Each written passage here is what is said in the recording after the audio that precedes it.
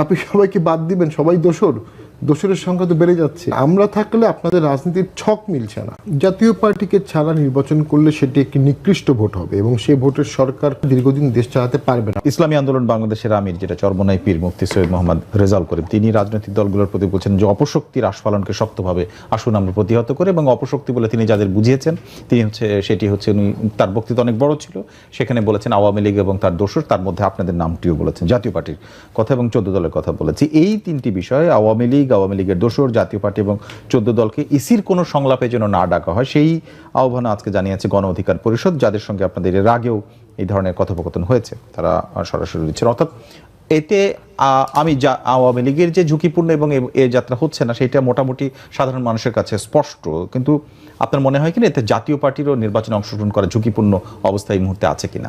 জাতীয় পার্টিকে ছাড়া নির্বাচন করলে সেটি একটি নিকৃষ্ট ভোট হবে এবং সেই ভোটের সরকার খুব লো ম্যান্ডেটে থাকবে এবং এত লো ম্যান্ডেট নিয়ে একটি সরকার দীর্ঘদিন দেশ চালাতে পারবে না। রাজনীতির অঙ্ক এটা বলে।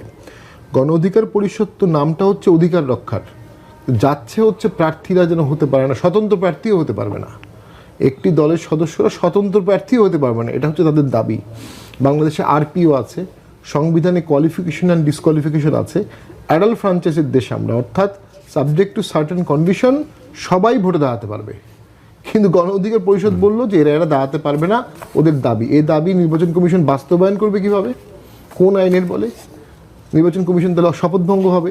তাহলে গণ অধিকার পরিষদ নির্বাচন কমিশনকে তাদের শপথ ভঙ্গ করতে বলছে। এখন চরমোনাই পীর সাহেব আমাদের খুবই শ্রদ্ধার মানুষ, আমরা একসাথে অনেক প্রোগ্রামও করেছি এবং তিনিও 14 সালের ভোটে অংশগ্রহণ করেছিলেন। বাংলাদেশের সকল রাজনৈতিক দল কোনো না কোনো বিতর্কিত ভোট অংশগ্রহণ করেছে অথবা বাস্তবায়ন করেছে। বিএনপি 15 ফেব্রুয়ারি ভোট করেছে, জামাত 86 সালের ভোটে অংশগ্রহণ করেছে, আওয়ামী লীগ জিয়ার আমলে ভোটে অংশগ্রহণ করেছে। তো সকল দলই, 18 সালে সকল দল অংশগ্রহণ করেছে, ইভেন 24 সালেও তো 29টি দল অংশগ্রহণ করেছে প্রায়। আপনি সবাইকে বাদ দিবেন, সবাই দোসরের সংখ্যা তো বেড়ে যাচ্ছে। আপনি প্রশাসনকে দুভাগ করেছেন, এক ভাগ দোসর, এক ভাগ নব্য। পুলিশকে দুভাগ করেছেন, সেনাবাহিনীকে দুভাগ করেছেন। দুভাগ করে কি দেশ চালাতে পারবেন? কখনোই না। দোসর শব্দটি একটি নব্য টার্ম, এটি দ্বারা আপনি ট্যাগিং করছেন আপনার রাজনৈতিক স্বার্থ চরিতার্থ করার জন্য।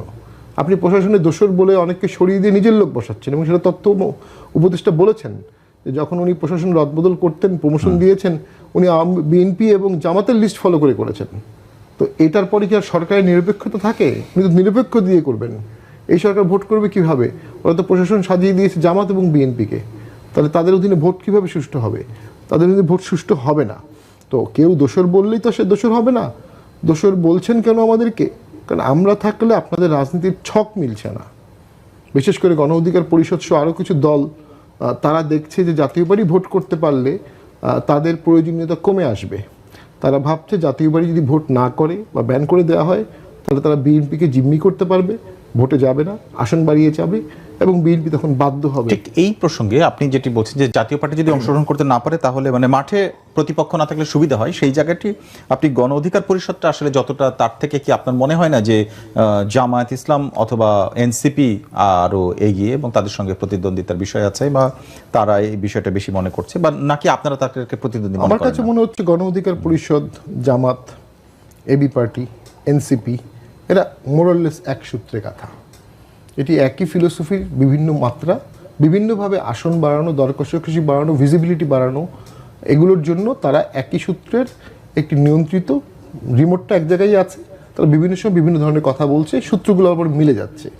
তো এই পুরো গোষ্ঠীকে আলাদা করে দেখার সুযোগ খুব কম।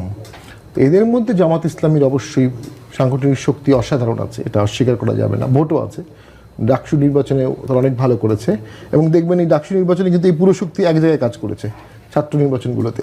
তো সেই ক্ষেত্রে আমি মনে করি জামাত এই যে ঐক্যটা করেছে এদের সবাইকে নিয়ে, জামাত দীর্ঘদিন পর ক্ষমতায় যাওয়ার সুযোগ দেখছে। ইনফ্যাক্ট জামাতের এখন ক্ষমতা যাওয়ার দরকারও নেই, জামাত প্র্যাকটিক্যালি এখন এই অবস্থায় ক্ষমতায় আছে। এই মুহূর্তে প্রশাসনে জামাতের প্রচুর আধিক্য আছে, ছাত্র সংসদগুলো তারা জয়লাভ করেছে। এই মুহূর্তে দেশ জামাত চালাচ্ছে, ভালো চালাচ্ছে না খারাপ চালাচ্ছে, এটা হচ্ছে ইস্যু। তো ভোট যদি পিছিয়ে যায় জামাতের কোনো অসুবিধা নেই, জামাত ডিফ্যাক্টো অ্যান্ড ডিজুর ক্ষমতায় আছে।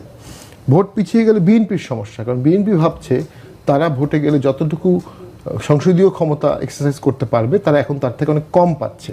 কিন্তু একটা জিনিস বিএনপি ইগনোর করছে, যদি আওয়ামী লীগ জাতীয় পার্টি ভোট না করে, করতে না পারে, করতে না দেওয়া হয়, ভোটের দিন ভ্যান্ডালিজম হবে, কোনো সন্দেহ নাই। সেই ভ্যান্ডালিজমে ভোট কাস্ট হবে 10 থেকে 20%, এবং সেই 10 থেকে 20%-এর ভোটে প্রশাসন থাকবে জামাতের, আমরা দেখতে পাচ্ছি। এবং ভোট কাস্টিং জামাতের বেশি হবে, কারণ তাদের ভোটাররা ক্যাডার ভিত্তিক, কর্মী ভিত্তিক দল। সেই লো ভোট কাস্টিংয়ে কিন্তু বিএনপির ভোট কাস্টিং কম হবে, এবং এরকম একটি বিশ্রী ভোটে